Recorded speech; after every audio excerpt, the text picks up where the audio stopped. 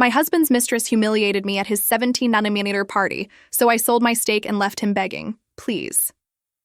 Stay with me as I tell my story. Because what happened to me could happen to anyone who ever believed love was enough. I won't ask for sympathy. I only ask that you listen till the end, because the way it ends will make you believe in karma again. They called it the party of the year. A celebration of wealth, success, and 20 years of business empire that my husband, Tayo Adewale, had built with his unwavering partner. That partner was supposed to be me. When we started our first logistics company in Lagos, I was the one driving a beat-up pickup truck through the dusty roads, delivering cargo and sleeping in the passenger seat between jobs. We were young, hungry, and fearless. We didn't have fancy suits or chauffeurs, only a dream, but 20 years later, standing under the glittering chandeliers of the Golden Meridian Hotel, I realized how easily success can turn into a stage for humiliation. The hall shimmered in gold and white. Women in sequined gowns moved like waves of champagne. Cameras flashed as business partners toasted my husband's achievements. The banners behind him read, Adewale Enterprises, 20 years of vision and victory. When the MC called my name, I smiled, expecting the usual tribute, the acknowledgement of the woman behind the man. But instead, he said, and now, ladies and gentlemen, please welcome the woman who has been the true inspiration behind Tayo's empire, Miss Vanessa Adetoro. The crowd erupted into applause, and from the center of the hall, she appeared, tall, elegant, skin glowing like glass, wearing a gold gown that hugged her body in every place designed to provoke envy. Vanessa, my husband's marketing executive. I stood frozen as she walked up to the stage, kissed Tayo's cheek, and accepted the bouquet of white roses meant for me. Thank you. Everyone, she said into the microphone. Working beside Tayo has been an incredible journey. He's not just my mentor, but the man who showed me what real success and love look like. The room gasped, and Tayo's hand brushed hers, a touch that lasted too long to be professional. Every smile in that hall turned into a dagger. I could feel my heart beating through my dress. Cameras were flashing, and I knew every photograph would show me. The forgotten wife sitting in the front row, applauding her own humiliation. I stood up quietly, walked out of the ballroom and into the marble corridor. My heels echoed like thunder. In the reflection of a crystal mirror, I saw my own face, still beautiful, still strong, but tired. Too tired from pretending.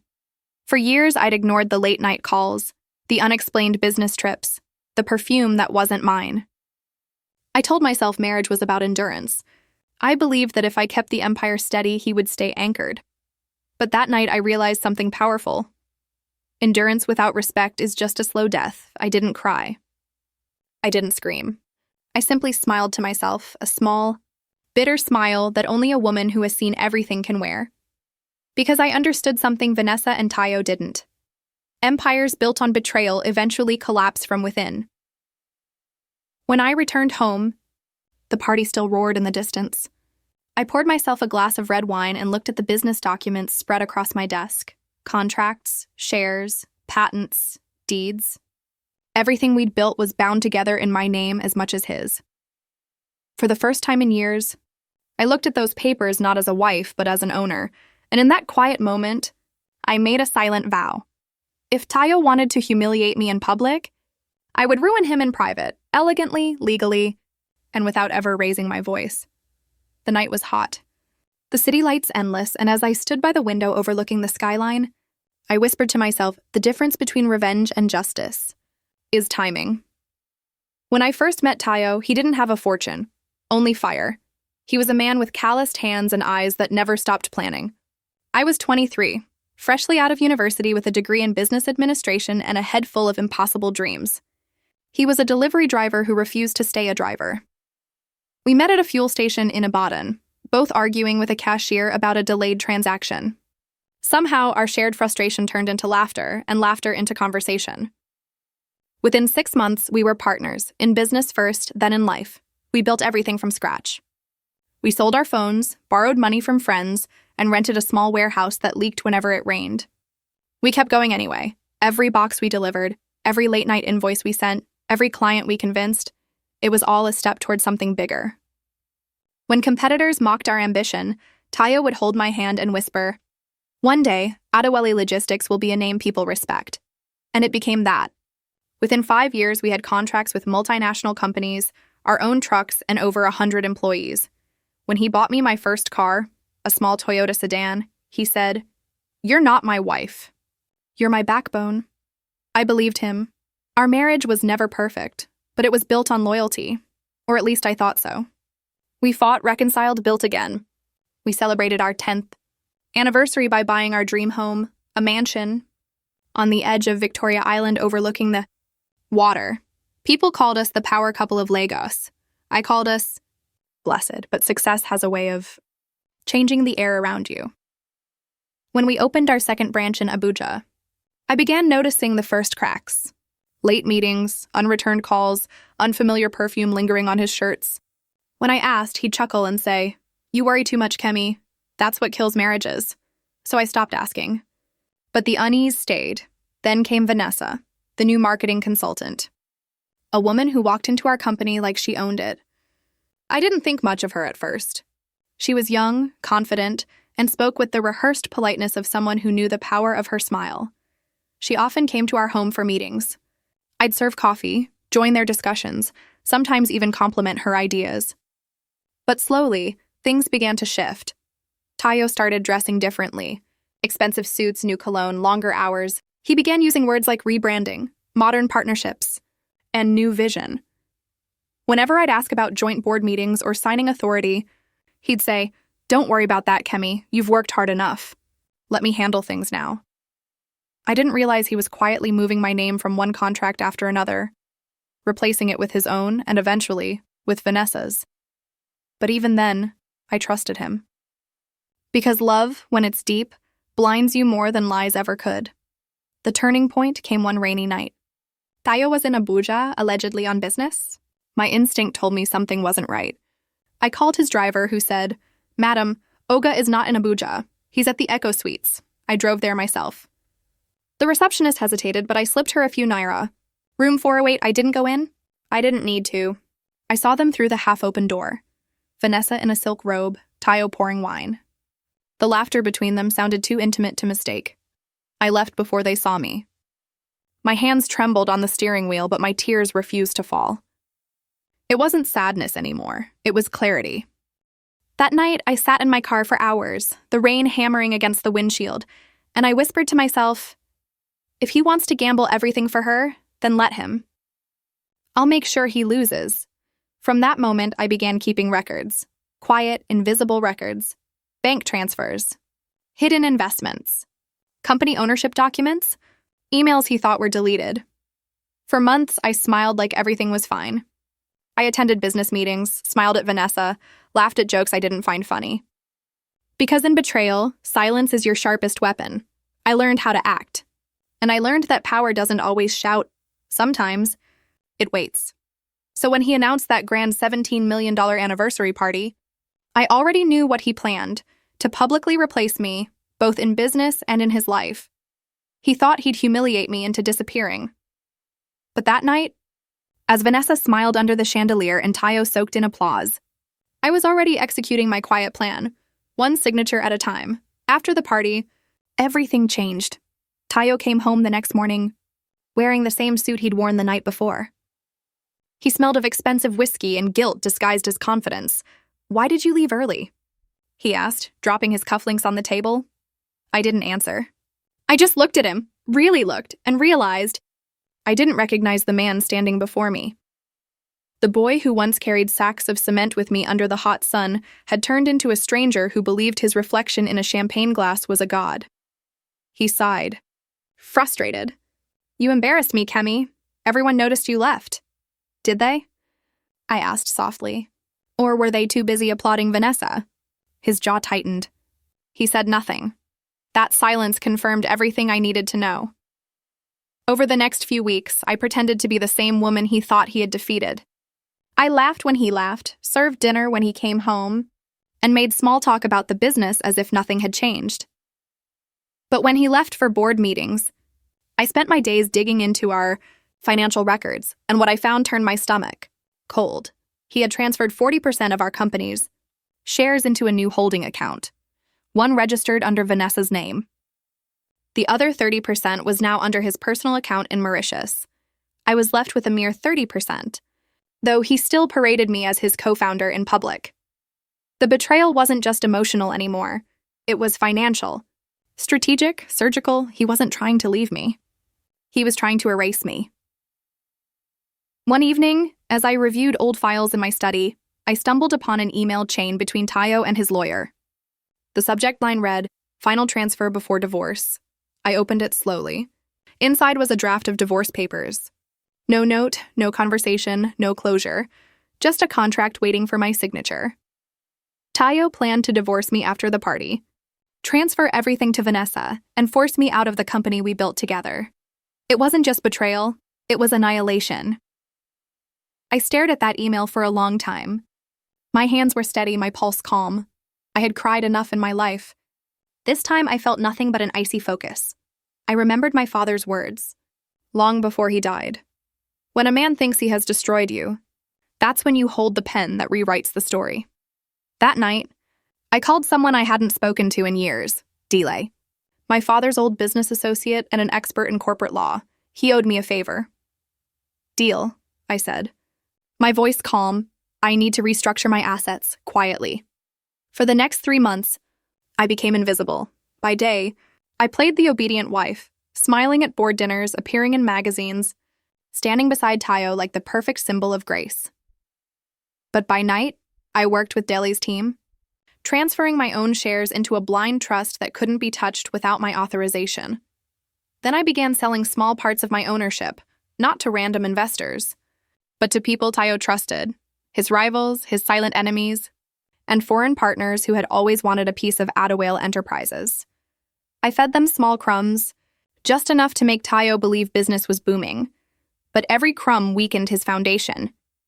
He didn't see it coming because men like him never look down. They only look at their reflection above. Then came the day that sealed it all. Vanessa walked into my office unannounced, her heels clicking on the marble floor. She was dressed like money itself, gold bangles, red lips, and a self-satisfied smile. "Mrs. Adawale," she said sweetly, "Tayo wanted me to let you know that we're restructuring the board. You'll be stepping down next month." I looked at her, amused. "Is that so?" "Yes," she said, crossing her arms. "You've done your part. It's time for the younger generation to take over. Don't take it personally." Her confidence was entertaining. I almost laughed. Instead, I leaned forward and said quietly, "Vanessa, I've seen many women like you. They arrive with perfume and flattery, and they think they've won. But tell me, what happens when the gold you're holding melts in your hands?" Her smile faltered just slightly. "I don't understand." "You will," I said. "Soon." She left confused, but I knew what I was doing. That moment was the turning of the tide. That night, Tayo confronted me at home. "Why did you talk to Vanessa like that?" He snapped. "You're making things difficult for me." "For you?" I echoed softly. "Do you even remember who made you?" He turned away, pretending not to hear. "I'm trying to protect our image," he said. The company?" I interrupted. "Or your mistress." He spun around, his face darkening. "Don't push me, Kemi." "I won't," I said calmly, meeting his eyes. "Because I already have." He didn't understand what I meant. Not yet.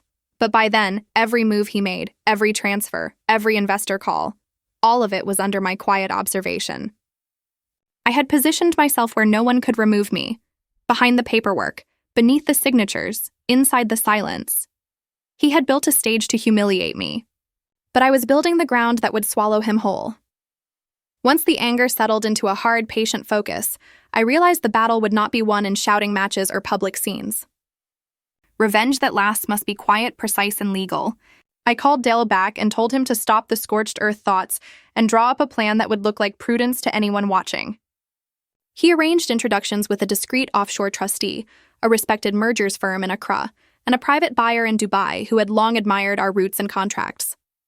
Everything moved like a chess game, measured, slow, and invisible to everyone who expected a woman scorned to rage. I spent mornings at the office doing what I had always done, reviewing contracts, meeting clients, signing petty approvals so that no one thought my attention had shifted. But my phone was full of messages from lawyers, accountants, and silent partners.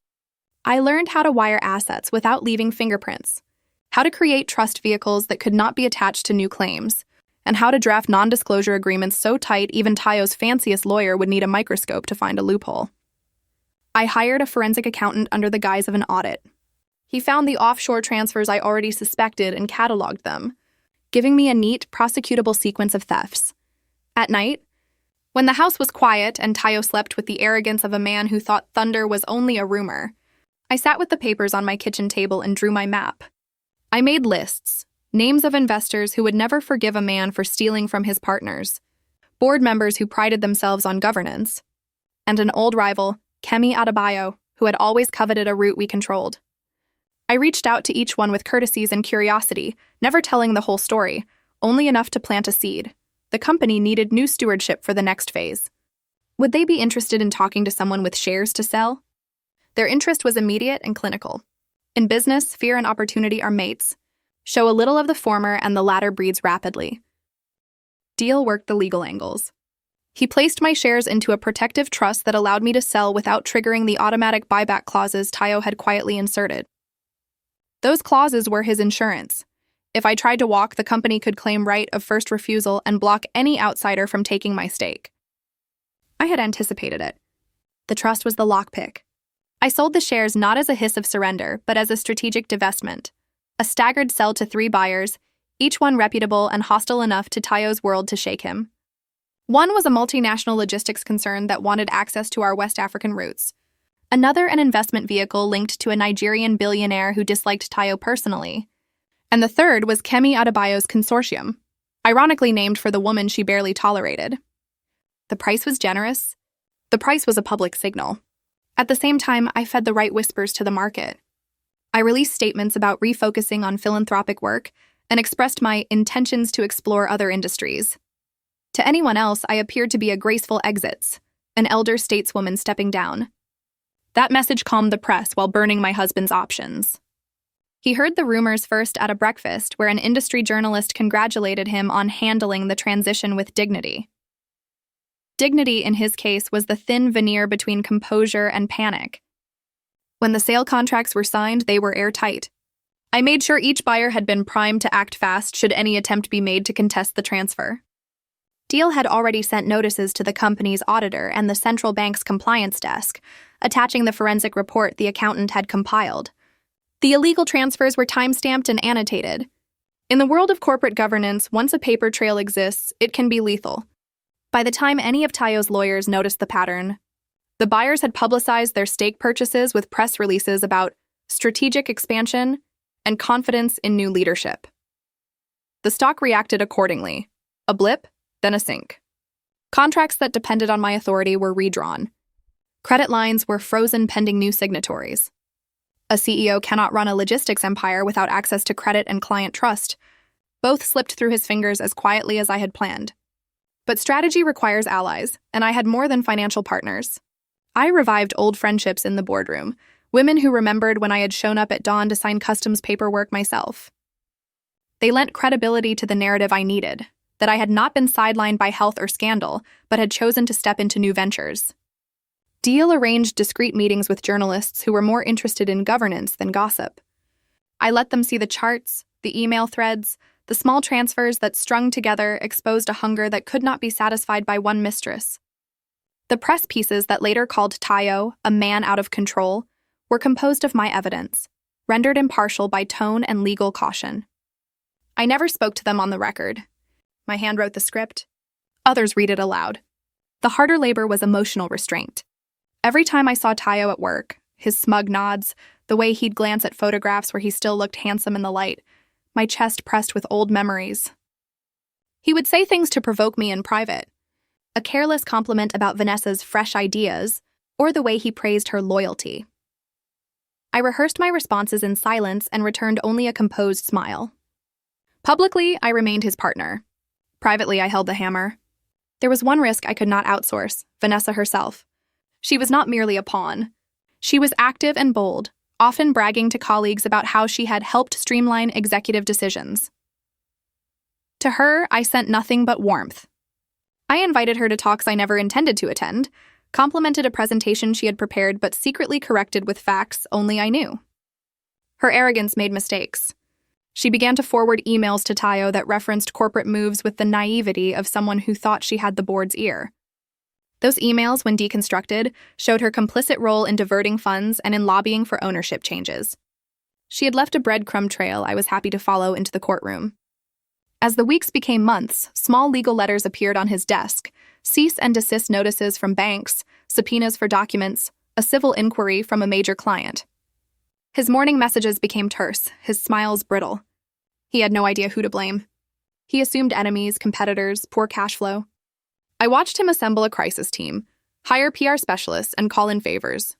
He scrambled like a man untethered from the mast of certainty. His first reaction was to accuse me, predictably. "What did you do?" he demanded during one heated night when I refused to engage. "Nothing," I said quietly and accurately. "I settled my affairs." It was true. Everything I did had the appearance of settlement: retirement, charity, reinvestment. But settlement was a loaded word. To him, it meant I had walked away. And in a way, I had walked away from his illusions, not the business I had helped build. The public sale of my shares hit the market with a polite press release and a financial glow that left investors whispering about a new era for Attawale Enterprises, without me. The real power of that moment was not the money. It was the signaling.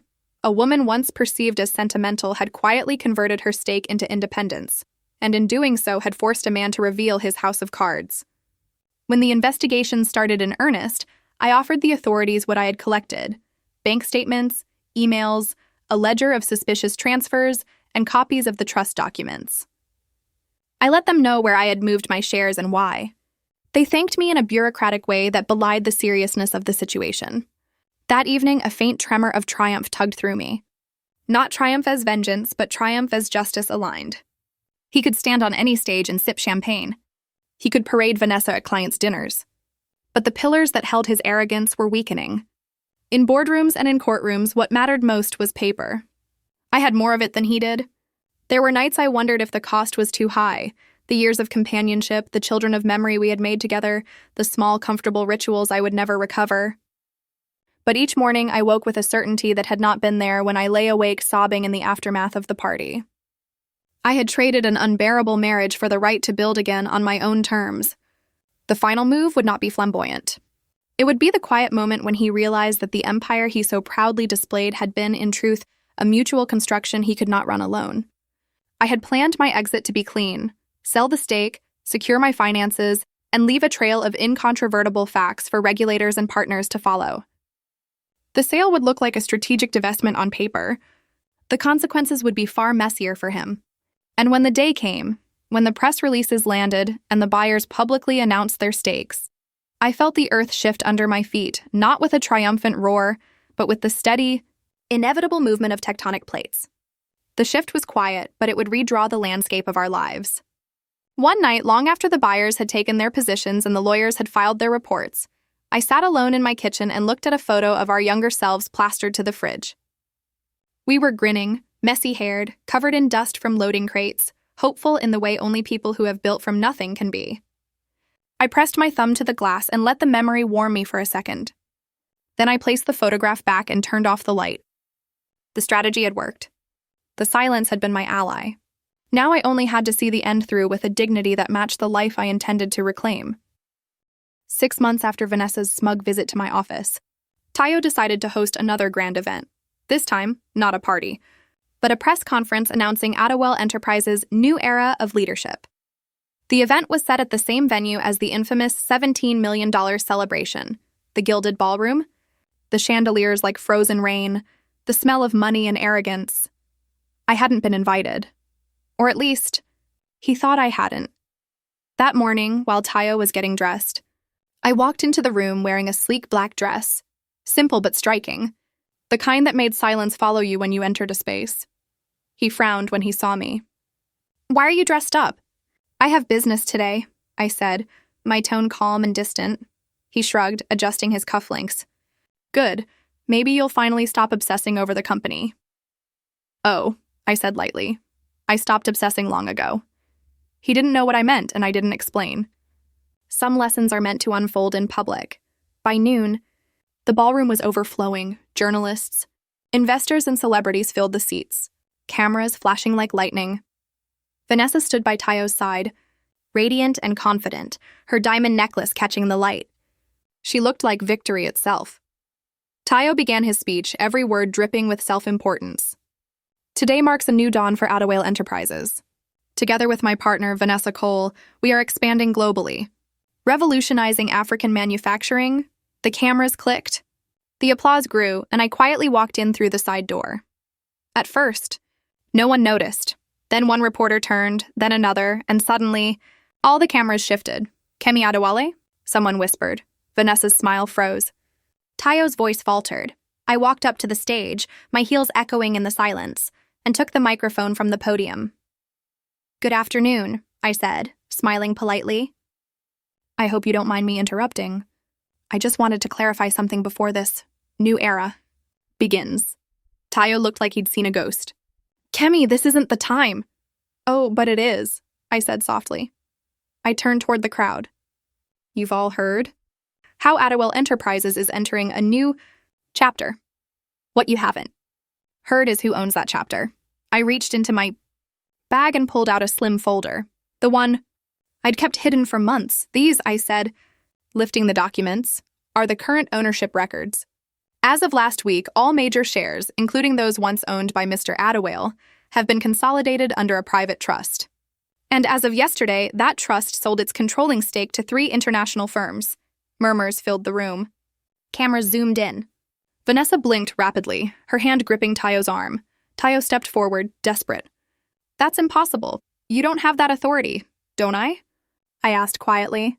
"I built this company from the ground up, Tayo. Every factory, every contract, every sleepless night has my name on it. The same name you tried to erase." I turned toward the journalists. "Ladies and gentlemen, I am no longer part of Adawale Enterprises. I've sold every share, every asset, every connection, but I wanted to be here today, to witness what happens when pride eats its own empire." Vanessa's voice broke the tension. "You're lying!" "Tayo, tell them she's lying." But before he could speak, one of the investors I'd sold to, a tall South African businessman, stood up. "Mrs. Adawale is correct," he said. "Our firms have acquired controlling interest. As of this morning, Mr. Adawale no longer holds decision-making power in this company." Gasps rippled through the hall. Tayo's face turned pale. He grabbed the mic, shouting, "You can't do this to me! This is my company!" I looked at him for a long, silent moment. Then I said softly, "No, Tayo, it was our company. You just forgot that the woman beside you built the empire you tried to steal." The cameras were merciless. They captured every word, every flicker of rage in his eyes. Vanessa stepped back, humiliated, as murmurs of judgment filled the room. Her perfect image shattered like glass under too much light. I turned to leave, but the crowd parted for me as if the air itself respected me. Behind me, I heard chaos, Tayo shouting, Vanessa crying, journalists swarming. Outside, the sky had turned golden with evening light. I stood by my car, breathing deeply, the sound of city life humming around me. Tayo came running out a few minutes later, his tie loose, desperation on his face. "Kemi, please," he said breathlessly. "You can't leave me like this. We can fix it. I'll make it right." I looked at him, this man who once called me his queen, who had humiliated me to impress the world, and I realized something. He didn't want me back. He just wanted the version of me that built his world for him. "You made your choice, Tayo," I said. "You chose your pride. You chose her. You chose to forget who you were." He reached for me, but I stepped back. "This isn't revenge," I said quietly. "This is balance." Then I turned and got into my car, leaving him standing in the glow of flashing cameras, surrounded by the empire he'd just lost. That night, every news outlet carried the same headline: CEO loses multi-million-dollar company after wife's strategic exit. Vanessa vanished from social media within hours.